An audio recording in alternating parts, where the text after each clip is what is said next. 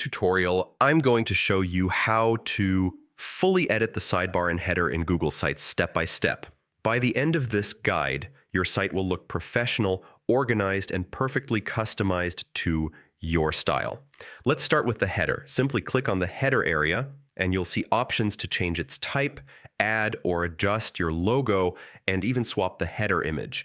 This gives your site a strong first impression and makes it visually appealing to visitors. Don't forget, choosing the right header type can also affect how your content is displayed across devices, so pick one that fits your site style. Now, moving on to the sidebar. In Google Sites, the sidebar acts as your navigation hub.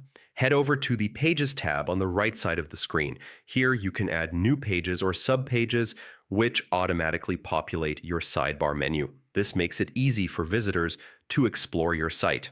If you want a more customized sidebar feel, you can use content blocks to divide sections of your page, creating a layout that mimics a traditional sidebar while keeping your site dynamic and organized. And that's it. With just a few clicks, you can make your Google site look clean, professional, and easy to navigate. Play around with the options until it matches your vision. Thanks for watching, and if you found this guide helpful, make sure to try these steps on your site today and see the difference yourself.